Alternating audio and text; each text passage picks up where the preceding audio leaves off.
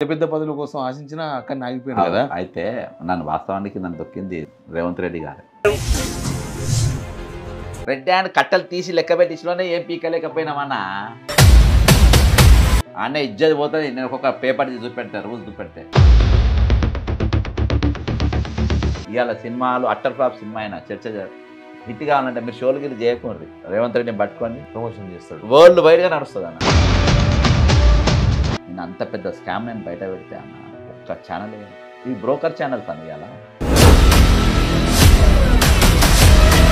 కోసం సిండికేట్ అన్నిటిలో share holders దందాల సిగ్గుండాలి. ఇప్పుడు కేటీఆర్ మీద ఒక కేసు అయింది. న్యూస్లో ఏం కాదు. ఈ కేసు నిలవదని ఏదో సంథింగ్ ఏదో స్టేట్మెంట్ ఇచ్చింది. ఏం మీ స్టాండ్ ఏందండి అన్నా? నీకు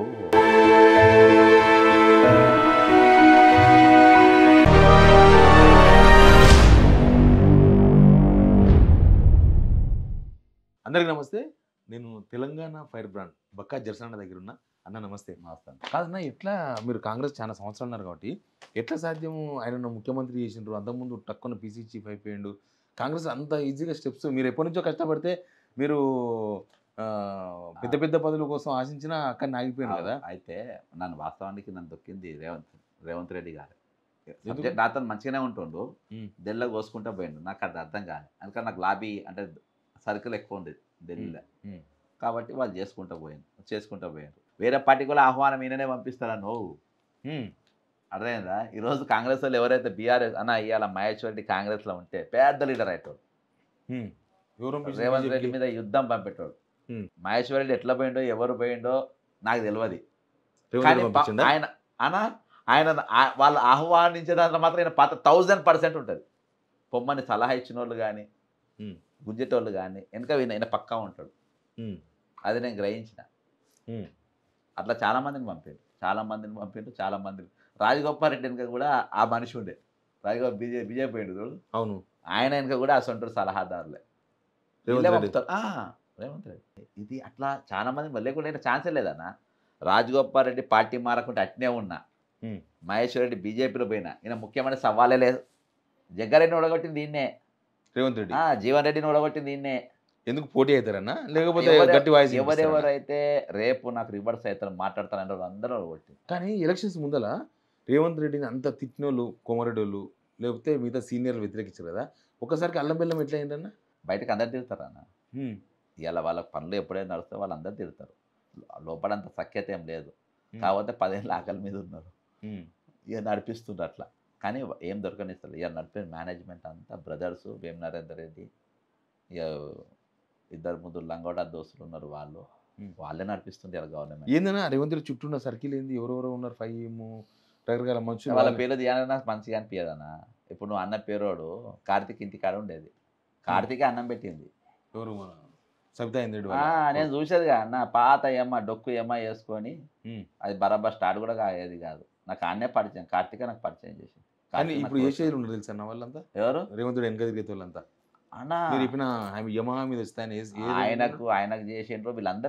వీళ్ళందరికీ ఇంకో మిత్రుడు ఆయన కాంగ్రెస్ ఆయన పేరు చెప్పొద్దు కానీ కార్తీక్ వాళ్ళిద్దరికి, రేవంత్ రెడ్డి కూడా వాళ్ళే ఫీడింగ్ 100%. కార్తీక్ అడిగేప్పుడన్నా నేను అన్నానని ఒప్పుకోకుండా నేను చెవు కోసుకుంటాను. నేను ప్రత్యక్ష సాక్షి అన్న. అప్పుడు చేసింది. ఇవాళ నా ముందు నిలవాలేరు వాళ్ళు. ఇవాళ నేను అప్పుడు ఎట్లున్నా ఇవాళ గట్టినే ఉన్నా. అప్పుడు నా కార్తీక్ క్లోజే, ఇవాళ కూడా ఉంటాడు. కానీ నేను ఎప్పుడు బిజినెస్ కానీ వ్యాపారాలు చేసుకుని హాయ్ బ్రదర్ అంటే హాయ్, ముఖేష్ అన్న కొడుకు అంతా అట్లా విక్రమ్ బ్యాచ్ లెక్క మేము ఉంటాం. కానీ ఎప్పుడు ఈ దందాలల్లా గిట్లల్లా మేము ఎప్పుడు పోలే. అంటే ఇవాళ ఎంత తెగిరిచిందంటే ఎంత దొరికితే అంత దోచుకోవాలనే ఉద్దేశంతో ఏఐసిసి ఒక లైసెన్స్ ఇచ్చినట్టు అయిపోయింది. వీళ్ళిద్దరు తినుందని. ఇలా ఒరిజినల్ కాంగ్రెస్ వాళ్ళనా? ఒరిజినల్ వీళ్ళకి వచ్చేది ఎంత, వీళ్ళ హైకమాండ్ పంపించేది ఎంత మ్యాక్సిమం మన అంటే వారు కృషి చేయాలి కానీ వాళ్ళని రంజింపజేస్తుంటారు. ఇవాళ కాంగ్రెస్ పార్టీ ఐడియాలజీ పోయింది, ఎథిక్స్ పోయినాయి, మారల్స్ పోయినాయి. ఇక చెప్పుకోనికి ఏం లేదు. ఇక చెప్పుకోనికి ఏం లేదన్న. మీకు నేను మాట్లాడడానికి కూడా లేదు. ఇక ఇంకోసారి భారత్ జోడో యాత్ర అవి చేసినా కానీ ఎవరు పట్టించుకోడు. కాంగ్రెస్ పార్టీకి స్ట్రైట్ క్వశ్చన్ అడుగుతా. ఒకవేళ బంగారు లక్ష్మణ్ను మీరు ఒక దోషిగా మీరు భావిస్తే, ఆయన నేరస్తుడనంటే, మరి నా భారతరత్న అవార్డు గ్రహీత ఎట్లయితాడు రేవంత్ రెడ్డి? బంగారు లక్ష్మణ్ అన్నట్టు ఆయన బీజేపీ tehelka.com వానికి ఇవ్వలే. ఉమ్, tehelka.com వాడే నా దగ్గరకు వచ్చిండు, ఉమ్, ఆశ పెట్టిండు, అది చేస్తా ఇది చేస్తా అన్నాడు. ఏదో నడిచింది అన్ని ఆర్థికాలు. ఈయన పైసల కట్టలతో సంచులతో దొరికిన నువ్వెట్లా ముఖ్యమంత్రి చేసినావు? ఉమ్. రాహుల్ నీకేం గాంధీ. ఎథిక్స్ ఉన్నాయి? రాహుల్ గాంధీని అడుగుతున్నా. నేను డైరెక్ట్ ఫోన్ కొట్టి అడిగిన ఆయన క్లోజ్ ఫ్రెండ్కు, ఉమ్, ఇప్పుడు ఎంపీ అయినా. ఉమ్, నేను year after Congress party has no right to talk about ideology ethics and morals అని చెప్పిన. ఉమ్, అది పోయింది, ఆ ఎసెన్స్ పోయింది. ఎప్పుడైతే కట్టలతో నువ్వు రెడ్ హ్యాండ్ దొరకబట్టి ఒకరికి పైసలు ఇచ్చుకుంటే దొరికిందో, అలా సంచులు ఎందుకు ఉన్నాయన్న? ఉమ్. సంచులు రెడ్ హ్యాండ్ దొరికిన అన్న. ఒక లంచగొండి గురించి మాట్లాడొచ్చా?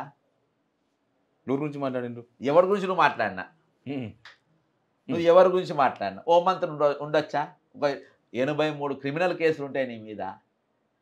83 క్రిమినల్ కేసులు అన్న. కాంగ్రెస్ పార్టీ కోసం ఆయన కాదు, నా మీద కూడా అయినాయి. అన్ని దందాలు, బ్లాక్ మెయిలింగ్లు, ఏవైనా 83 కేసులు. అందులో 70 కేసులు ఉన్నాయి నా మీద. 10-15 ఉంటాయి. అంతే, అందరు గవ్వే ఉంటాయి. అన్ని దందాలే, దందాలు 420 అన్ని భూములు అన్న. బ్రెదిరిచు, బ్లాక్ మెయిల్, 420 కేసు కూడా ఉంది తెలుసా? సెక్షన్ 420. 420 ముఖ్యం, తెలంగాణ ముఖ్యం. ఒక నంబర్ ఉన్నది చాలు, ఒక కేసు ఉన్నది చాలు కదా. 420 కేసు కూడా ఉంది. నా దగ్గర ఉన్నాయి ఈ సెక్షన్ నెంబర్లు అన్నీ. ఏ కేసులు, ఏమేమి సెక్షన్లు. అసలు ఉండొచ్చునా? కాంగ్రెస్ పార్టీ అసలు ముఖ్యమంత్రి చేయొచ్చునా? నీకేం కావాలి ఇవ్వాలని అడుగు. నీకు వీళ్ళకి పైసలు కావాలి. నెక్స్ట్ మంత్కేలో లేకుండా మార్చికేలో నేను ఒక నినాదం తీసుకుంటా. తెలంగాణ ప్రజల కాంగ్రెస్ ఏటీఎంకు తలా 100 రూపాయలు ఇచ్చి ఈ లంచగొండి ముఖ్యమంత్రిని ఎలగొడతామని. మనమే లంచం ఇద్దాం కాంగ్రెస్ పార్టీ. మనిషి 100 రూపాయలు. తెలంగాణ సమాజం అంతా 4 కోట్ల మంది. మనిషి 100 రూపాయలు, మనిషి 116 రూపాయలు కాంగ్రెస్ పార్టీ అకౌంట్లు వేసి ఇదే ఎలక్ట్రల్ బాండ్ రూపకంగా మనం ఇద్దాం. ఈ దొంగ ముఖ్యమంత్రిని పంపేమని చలాన్ కడదాం. తీస్తారేమో. ఎందుకన్నా ఇంకా ఇట్లా కొనసాగిస్తున్న పైసలు పంపుతాను మీరు అన్నారు అంతేనా? లేకపోతే కాంగ్రెస్ ఎవరు సమర్థులు లేరు? సీఎం ఈయనకంటే అసమర్థులు ఎవరు ఉంటారు కానీ. సబ్జెక్ట్ లేనివాడు. ఇవాళ అక్కడికి పోతావు, ఆమె డల్లాస్ పోయి ఏం చేసిందో తెలుసు, పరువు తీసిండు. ఇప్పుడు ఆయన ఒక్క మీటింగ్ తీసుకుని లబ్డబ్ అంటుంది. ఎక్కడేం మాట్లాడుతున్నారు? ఆయన పరువు, ఆయన మన పరువు పోతుంది. ఆయన ఎక్కడుంటేంది? పరువు లేని పరువు కొత్తగా పోయేది ఏం లేదు కదా, పోయేది మనది కదా. ఎక్కడ పోయి ఏం మాట్లాడుతాడో అని చెప్పి చూస్తూ ఉన్నాం యూట్యూబ్ కిందికి మీదకి. దేవుని దేవాళ్ళు ఎక్కడేం మాట్లాడితే నవ్వుతుండు చాలు. నోరు తెరిస్తే కంపు కదా. అంటే అసంటోడు నీకు సబ్జెక్ట్ మీద అవగాహన లేదు, పరిపాలన మీద అవగాహన. కాంగ్రెస్ పార్టీని అంటున్నా నేను. ఈయనదేంది ప్రధానమంత్రి ఇచ్చినా తీసుకుంటాడు. అవును, అర్థమైందన్న. సబ్జెక్ట్ పరిజ్ఞానం లేదు, దేశభక్తి లేదు, అకౌంటబిలిటీ లేదు, కమిట్మెంట్ లేదు, క్యారెక్టర్ లేదు, హై కరప్ట్. అసంటోని నువ్వు చీఫ్ మినిస్టర్ ఎట్లా చేస్తావు కాంగ్రెస్ పార్టీకి? నేను అడిగే క్వశ్చన్. నా ముందు ఈరోజు ప్రియాంక గాంధీ, రాహుల్ గాంధీ ఎవ్వరు మాట్లాడేంత సినిమా లేదని ఆ ఎసెన్స్ పోగొట్టు. నేను ఇప్పుడు ఆయననే తెలంగాణలో అంతకుముందు గవర్నమెంట్లో అవినీతి జరిగిందని అందరి మీద కేసులు పెడతాము అని చేస్తున్నారు కదా అన్న. ఇప్పుడు కేటీఆర్ మీద ఒక కేసు అయింది చూస్తున్నా. ఈ కారణం ఇంతకుముందు మాట్లాడినాము దాని మీద. మీరు ఈ కేసు నిలవదని ఏదో సంథింగ్ ఏదో స్టేట్మెంట్ ఇచ్చింది. మీరు ఏది మీ స్టాండ్ అయింది దాని మీద?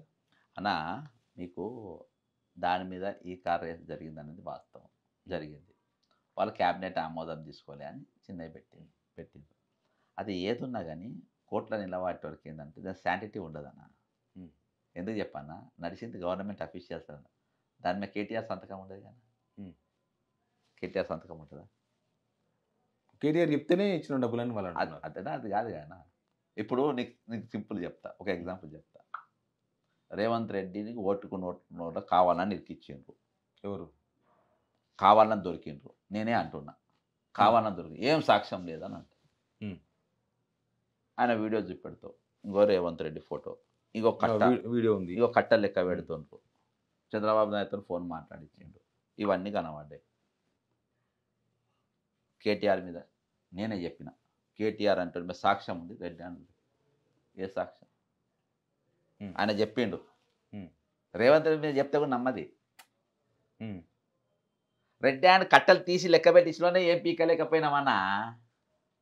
ఇవాళ లాస్ట్ ఇవాళ ముఖ్యమంత్రి అయి కూర్చున్నాడు, హోంమంత్రి అయి కూర్చున్నాడు, డీజీపీతో సలాం కొట్టించుకుంటున్నాడు. డీజీపీతో సలాం కొట్టించుకుంటున్నాడు ఒక దొంగ. వందన సమర్పణ రేపు 15 ఆగస్టుకు చెప్పించుకుంటాడు. జనవరి వారు కూడా చూపించుకుంటాడు. గవర్నర్ చెప్పించుకుంటుంది 26. ఉమ్. ఆ? ఏం బిక్తున్నాం ఇందులో ఏముంటుంది 55 కోట్లు. నాకేందంటే అన్న చిన్న స్కామ్ చూపించి సిండికేట్ స్కామ్ తప్పియడానికి ప్రయత్నం చేస్తాం. ఏ సిండికేట్? సిండికేట్ ఇప్పుడు వీళ్ళు అన్న ప్రతి దాంట్లో రేవంత్ రెడ్డి హస్తం ఉంటుంది. అంటే ప్రతి దాంట్లో మేఘాకృష్ణారెడ్డి ఎండలో ఉన్నాడు, అందులో రేవంత్ రెడ్డి ఉంటాడు. ఉమ్. వేరే వేరే పెద్ద పెద్ద ఇట్లా పోరు వీళ్ళు. ఇందులో ఏందనంటే ఒక చిన్నది 100% నాకు ఎటు పోయి బీజేపీ కాంగ్రెస్ రెండు ఒకటై ఉమ్. సిండికేట్ అంటే టీడీపీ కాంగ్రెస్ ఇక్కడ నడిచేది ఒరిజినల్ కాంగ్రెస్. ఈ టీడీపీ కాంగ్రెస్ ఈ సిండికేటు బీజేపీ రెండు ఒకటై ఎట్లా చేసి కేటీఆర్ను జైలుకు పంపాలి. ఎందుకు? ఖచ్చితంగా పంపుతారు.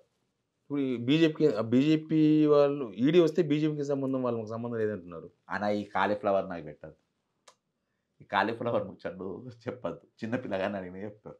ఉమ్. అన్న ఈడీకి ఆఫీస్ రెగ్యులర్ బేస్ నాకు ఎంతమంది పరిచయం అయిన లోపల. ఉమ్. ఆ? ఇప్పుడు రేవంత్ రెడ్డి కంటే సరే ఈయన పోటీ అవుతాడేమో అనుకున్నాం. బీజేపీకి ఏం సంబంధం? అన్న బీజేపీ రేవంత్ రెడ్డి ఇప్పుడు బండి సంజయ్ రేవంత్ రెడ్డి యువసేన రాష్ట్ర అధ్యక్షుడు అన్నావు. విద్యాసాగర్ ఏం మాట్లాడిండు? చూసిన పుస్తకం రిలీజ్లా ఆ, రేవంత్ రెడ్డిని మస్తు పోయిండు. ఆ, కాంగ్రెస్ బీజేపీ కూడా ఆయనే ఉన్నారు ఆ, వేదిక మీద. ఏం మాట్లాడిండు? హైడ్రా సూపర్ ప్రోగ్రామ్ అవును. రేవంత్ రెడ్డి మూసీ ఆయన సూపర్. హోంమంత్రి చేస్తాడు. సిగ్గుండాలే విద్యాసాగర్ కొంచెం అన్న, సిగ్గుండాలే నీకు. ఒక క్యారెక్టర్ లేనంతో ఒక సరస్వతి పుస్తకం ఓపెన్ చేపిస్తావా? నేనైతే ఓపెన్ చేపియా. ఉమ్. అర్థమైందా? ఒక క్యారెక్టర్ లేనోడు రెడ్ హ్యాండ్ దొరికినంతో నువ్వు నీ పుస్తకం ఓపెన్ చేస్తావా? నువ్వెట్లా సరస్వతిని పుత్రుని అవుతావా అబ్బా నువ్వు? కొంచెమన్నా బుద్ధి ఉండాలి ఈ వయసులో. వయసు పెరుగుతా అంటే దమాగిన ఖరాబ్ అవుతుందా ఏంది? హైడ్రా మంచి ప్రోగ్రామ్ అంట. హైడ్రా ఎట్లా మంచి ప్రోగ్రామ్ అయితే విద్యాసాగర్తో నా సిగ్నల్ టీవీలో డిబేట్ పెట్టాను, నేను వస్తా. ఉమ్. అన్నీ ఇజ్జత్ పోతుంది. నేను ఒక్కొక్క పేపర్ చూపెడతా, రూల్స్ చూపెడితే. అవును, ఏమైంది రైట్ టు అమ్యూజ్మెంట్. హైదరాబాద్ ఏమైంది? మీరు రంగనాథ్ ఇల్లు కూడా దానిలో ఉందంటే ఆయన ఏదో దానికి ఆన్సర్ చెప్పిండు. ఏమో అవన్నీ ఎప్పటి నుంచో ఉన్నాయి, అన్న. ఇంటికి వెళ్ళండి. రంగనాథ్కు మేడ తలకాయ అని చెప్పింది కదా. రంగనాథ్కు చిన్న ఒక అర్థం అయ్యేటట్టుగా నేను చెప్తాను అన్న. ఈ చర్మం ఉంది కదా, ఈ చర్మము శరీరం మొత్తం ఉంటుందా? ఒకటి తలకాయకు మెడకే ఉంటుందా? అంత ఉంటుంది, మొత్తం ఉంటుంది. బఫర్ జోన్ కూడా అంతే అన్న. చెరువు చుట్టూ ఇట్లా పైన అంట కింద అంట ఏదో చెప్తున్నాడు, ఏదేదో చెప్తుండే. ఏదో 40 years బ్యాక్ మా నాయన కొన్నాడు ఇల్లు అని చెప్తున్నాడు. అందరు బాలయ్యలే కట్టినారు, కొందరు లేకుంటే వాళ్ళు కొనుక్కున్నారు. ఏదో దొంగతనం చేసుకొని రాలే పక్కల్లో పోయి. భూమి ఏడున్నా అన్నీ ఉంటుంది, అందరు వచ్చి కొనుక్కుంటారు అలా. అసలు నాకు పెత్తనం ఇచ్చింది అన్న, నీకు పెత్తనం ఇచ్చాను. ఫస్ట్ నీ ఇంటికాంచెల్లి నువ్వు జాగ్రత్తగా ఉంటావా లేకుంటే బయటికి పోయింటావా? నేను ఫస్ట్ నా ఇల్లు చెక్ చేసుకుంటాను, నేను నా పిల్లలను చెక్ చేసుకుంటాను. ఎందుకంటే పెద్దోని ప్రశ్నించేటప్పుడు నా అన్ని కరెక్షన్ చూసుకుంటా, నా ఇంటి పన్ను కూడా చూసుకుంటా. అప్పుడు ఇంకొకటి పన్ను కూడా. అట్లా నీకు హైడ్రాల చెరువు పరిరక్షణ అన్నారు. నీ ఇంటికాడ కృష్ణకాంత్ పార్క్ ఉందని నువ్వు ఎందుకు చెప్పలే? మీరు విడబెట్టి నాకు తెలిసింది. ఆయన అవలగనలేక మాట్లాడుతున్నానా? ఆయన ఏమంటుండు? ఆడ చెరువు పార్క్ ఎట్లా వచ్చిందని అడుగుతున్నా నేను. చెరువు ఉన్నదని ఆయన చెప్తున్నాడు, పార్క్ అయింది అంటుండు. చెరువు ఉందని ముందు ఎందుకు చెప్పలే? నేను అడగక ముందు ఎందుకు చెప్పలే? 3rd డిగ్రీ ఎక్కినాక నువ్వు ఎందుకు చెప్పినావు? రోకల్ బండ్లు ఎక్కించినాక నీకు ఎందుకు చెప్పినావు? పాయింట్. ఇంకోటి ఆయన వాడిన అతిపెద్ద సబ్జెక్ట్ అంటే ఆడ చెరువు ఉంది కానీ చెరువు లేదు పార్క్ వచ్చిందని. పని ఏంది? ఇల్లు ఉంటే ఇల్లు, పార్క్ ఉంటే పార్క్. చెరువు ఎట్లుందో అట్లా చేసి డ్యూటీ పునరుద్ధరించాలి. చెరువు పార్క్ తీసేసి మళ్ళీ చెరువు చేయాలి దాన్ని. ఆ కట్టినోడు అవలేగాడు, అప్పుడు కట్టినోడు చెరువు ఎందుకు కట్టిండు? అప్పుడు చెరువు జాగాల చెరువు ఉండాలని చెరువు కట్టిండు. ఇవాళ కూడా నా డిమాండ్ అదే, ఆడ చెరువు ఉంటే చెరువే ఉండాలి అన్న. కృష్ణపాంత్ దేనికి గుర్తు తెలుసా? తాజ్మహల్ దేనికి గుర్తానా? ప్రేమకు చిహ్నం, ఆమె సమాధి. అది కృష్ణకాంత్ పార్క్ దేనికి గుర్తు? ఎన్టీ రామారావు ఎన్నుపోటుకు గుర్తుంది. ఎట్లా తెలుసా? చంద్రబాబు నాయుడు ఎన్టీ రామారావుని పోటు పొడిచినప్పుడు గవర్నర్ ఎవరు? కృష్ణకాంత్. ఆ ఎన్నుపోటుకు సహకరించిండు కాబట్టి ఆయనకు ఏదన్నా కృతజ్ఞతగా ఉండాలని చెప్పేసి పుణ్యానికి వచ్చిన చెరువు మట్టి పోసి చెరువు కట్టిండు. ఈడ ఎక్కువ శాతము ఆ చెరువు చుట్టూ ఉన్నదంట. అప్పుడు టీడీపీ ఓట్ బ్యాంక్ అక్కడ. ఓకే. మా బిల్డింగ్ కంటే పెద్ద ఇప్పుడు నాలాతో నీళ్లు పోయేటి ఇట్లా అంతా అడవిగా అన్నది పోయేది. మెల్లమెల్లగా మన ఒక ఆయన ఎమ్మెల్సీ అయ్యిండు, ఎమ్మెల్యే అయ్యిండు. కొంచెం మట్టి పోసుకుంటా అమ్ముడు స్టార్ట్ చేసింది. పి జనార్దన్ రెడ్డి గారు ఎమ్మెల్యే అయిన తర్వాత 1982లోనో ఏమన్నా అమ్మో ఇక్కడికన్నా దీన్ని ఆపాలి. అప్పటికి కృష్ణకాంత్ పార్క్ కట్టలే. ఆపాలని అక్కడ కట్టమైసమ్మ టెంపుల్ కట్టిండు. ఉమ్. కట్టేసి అక్కడ వెనక రోడ్డు పెట్టి అక్కడ కాగింది. ఈయన చూపెట్టింది అది. ఉమ్. 1960స్లో వీళ్ళ నాయన కొన్నాడు అన్నాడు. అప్పుడు ₹2 ₹3 కమ్మింది. అక్కడి దాకా వచ్చిన తర్వాత అక్కడికి ఆగింది అది. కానీ నీకు నాలా అట్నే ఉన్నది. నాలా వెడల్పు ఉన్నది తగ్గింది. ఈ నాలాకెళ్ళి కరెక్ట్ 30-40 అడుగుల దూరంలో ఈయన ఇల్లు ఉంటుంది అన్న. పక్కనే అలుగు పలుగు అనేది ఉంటుంది కదా. సెకండ్ ఫస్ట్ ఒకటి ఉంటుంది, దీని వెనకనే ఆయనది. క్రిమినల్ ఐడియాలజీ ఉన్నట్టు. నా దగ్గర ఉంటే వేరే కొని అయిపోవన్నా. చాలా తిరిగి ట్రై చేసిండు. మిమ్మల్ని టార్గెట్ చేసిన నాది వెనక కూడా వీకలేడు ఆయన. కానీ అన్ని తిరుగుతాడు అందరి లెక్క అనుకున్నాను నేను. మాడితరావు లెక్క ఆయన లెక్క ఈయన లెక్క అనుకున్నాను నేను. అట్లా కాదుగా నేను. ఏందని అసలు హైడ్రా కాన్సెప్ట్ చెరువులు అది అని చెప్పారు కదా, ఏంది కాన్సెప్ట్? రంగనాథ్ కూలగొట్టేసిండు, ఆయన ఏదో వాళ్ళ తిరుపతి రెడ్డిలు కూలగొట్టాలి, అసలు కాన్సెప్ట్ ఏమున్నది అన్న? అట్లా హైడ్రా కాన్సెప్ట్ చెరువుల పరిరక్షణ కదా. అసలు చెరువులు ఎందుకు పొల్యూట్ అవుతున్నాయి అంటే only because of pharma companies. అవును. ఇవన్నీ కబ్జా కింద తర్వాత ఫార్మా కంపెనీలో మొత్తం నువ్వు చెక్కులు తీసుకుంటావు, వరద బాధిత సహాయార్థం అని పైసలు తీసుకుంటావు, వాళ్ళకు నువ్వు ఫేవర్గా పనిచేస్తావు. ఎవరు? రేవంత్ రెడ్డి. ఫార్మా కంపెనీ గురించి ఇవాళ వరకు ఒక్క నోటీస్ పంపాలి, కొద్దిగా మాట్లాడలే. అక్కడికే దుడ్లు వచ్చినాయా అంటే వరద బాధిత సహాయార్థం అనుకుందాం. సరే, మీరు ఇంకొక ప్రోగ్రామ్ చేయండి. ఈ వరద బాధిత సహాయానికి ఎంతమంది పైసలు ఇచ్చిండ్రు, అవి ఎక్కడ పెట్టిన ఒక ప్రోగ్రామ్ చేయండి. సెకండ్, చెరువుల బాజాప్తా వాసవ్యుడు చెరువులో కట్టిండు. నీకు చాలా మంది గచ్చిబావులు ఇటు మొక్కన పోతే మనం చూసిన మణికొండ దిక్కుపోతే చెరువులలోనే ఉన్నాయి బాజాప్తా. బీజేపీ ఎందుకు సపోర్ట్ చేస్తుందని ఏంది వాళ్ళ స్టాండ్ ఏముంటుంది? హైడ్రా ఫస్ట్ నుంచి హైడ్రా సపోర్ట్ అన్న వాళ్ళు ఎప్పుడు షికండి కాలే అన్న. ఎవరికి వస్తే వాళ్ళ కీపే వాళ్ళ కీప్ పాలిటిక్స్ చేస్తుండ్రు. రాజకీయాలు వాళ్ళకి ఏమొస్తుంది వాళ్ళే చెప్పాలి. ఈరోజు కరీంనగర్ మైనింగ్ గురించి ఎందుకు మాట్లాడతలేడు? నేరేళ్ల బాధితుల గురించి బండి సంజయ్ ఎందుకు మాట్లాడతలేడు? అన్న? కాబట్టి ఇవాళన తెలంగాణను ఒక దిక్కు కాదు. అందుకని సిండికేట్ అంట ప్రతిసారి. కేసీఆర్ ఇంట్లో ఇంటి దొంగలు, కేసీఆర్ ఇంట్లో గ్రూప్ దొంగ, ఇంటి దొంగలు అంటే ఉన్నారు ఇంట్లో దొంగలు. కేటీఆర్ మీద ఇన్ఫర్మేషన్ ఇచ్చేటోళ్ళు, కేటీఆర్ను బట్టి జైలుకు పోవాలని కోరుకునేటోళ్ళు. ఇంట్లోనా పార్టీ ఇంట్లో సౌత్ గ్రూప్ ఇవన్నీ పజిల్స్ అన్న. మీరు పబ్లిక్ సౌత్ గ్రూప్ ఉన్నది కదా. సౌత్ గ్రూప్ అంటే లిక్కర్ అంటే అందులో ఉన్నోళ్ళు అలా రేవంత్ రెడ్డి బామ్మర్ది కూడా ఉండగా సుజన్ మరి అరెస్ట్ చేయాలి కదా.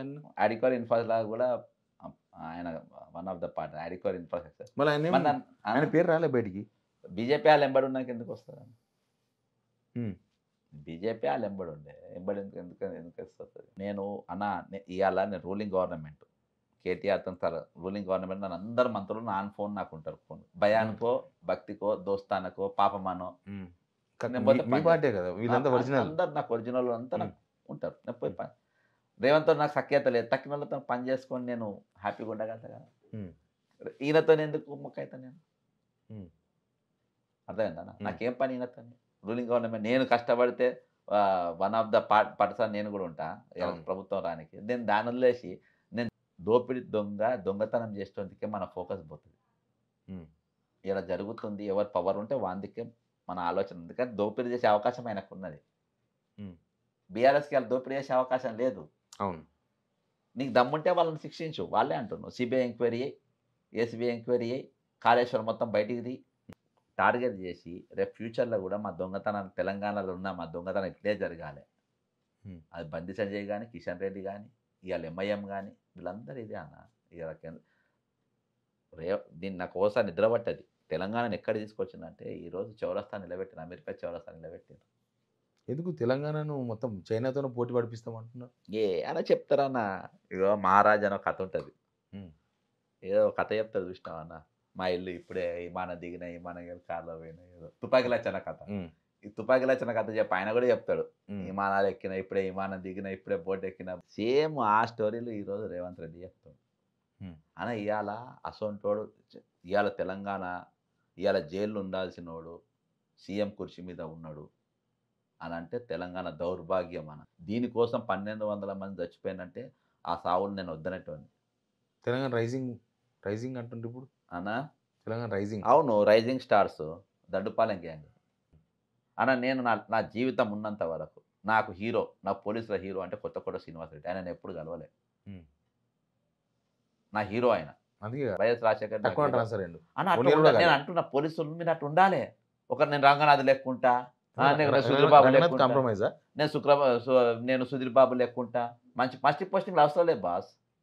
మీరు చచ్చిపోయినా కూడా గవర్నమెంట్ తో బతకాలి. మంచిగా ఉంటేనే కదా వాళ్ళకి మంచి పదవి అన్న అవసరం వచ్చేది. అన్న ఎక్కడ ఇప్పుడు రంగనాథ్ ఎట్లా అయ్యిండు? అన్న ఇవాళ నేను ఎప్పుడు ఒకసారి చూసిన, ఒక 1-2 టైమ్స్ ఒకటేసారి చూసిన కొత్తకోట శ్రీనివాస్. ఆయన డ్యూటీ స్టైల్ అది మనకు తెలిసిపోతాయి కదా. ఆయన ఎక్కడ పోస్టింగ్ ఉన్నా కానీ నేను ఎందుకు గుర్తు చేస్తున్నా సిగ్నల్ టీవీ ముందు. అట్లా ఉండాలి మీ పేరు అన్న. ఒక పుష్ప సినిమా మీద ఒక సివి ఆనంద్ గారు, హైదరాబాద్ సిపి గారు ఒక సురభి నాటకమే నడిపించారు. అవును, ఒక స్టోరీ నడిచింది. సురభి నాటకం అన్న స్టోరీ ఎక్కడిది. మధ్యలో సిఐ వస్తాడు బాబు, మా మిత్రుడు మంచోడు ఆయన వస్తాడు, ఆయన ఏడుస్తాడు. అవును, ఏడుస్తాడు. కాపాడలేకపోయినామని ఏడుస్తాడు. కాపాడలేక రియల్ కూడా సిఐ చిక్కడపల్లి పోలీసు అది వాళ్ళు మ్యాక్సిమం ఆమె లేకుండా పిల్లగాడు బతిక ఇవాళతో సర్వైవ్ అయ్యేటోడు కాదు. 10 రోజులకు ఎంత పెద్ద పాన్ ఇండియా సినిమాస్ కూడా 10 రోజుల తర్వాత సినిమా కనబడదు. 11వ రోజు రేవంత్ రెడ్డి గారు ఈరోజు తెలంగాణ అసెంబ్లీని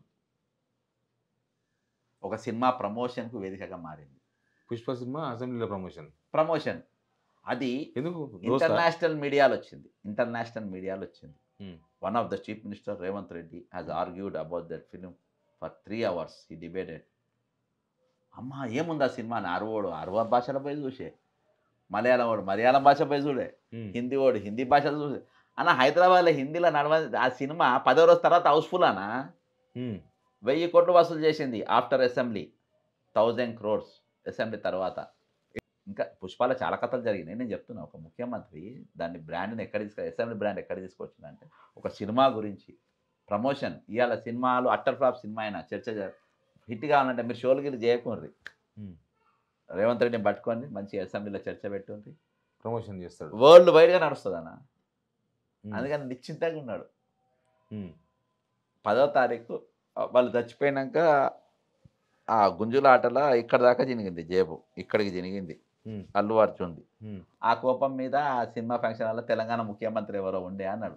ఆ తోపుడాట జినిగింది కదా, ఇంత పనికి వస్తావరా అని 11వ తారీఖు జైలు తెలిసింది కదా.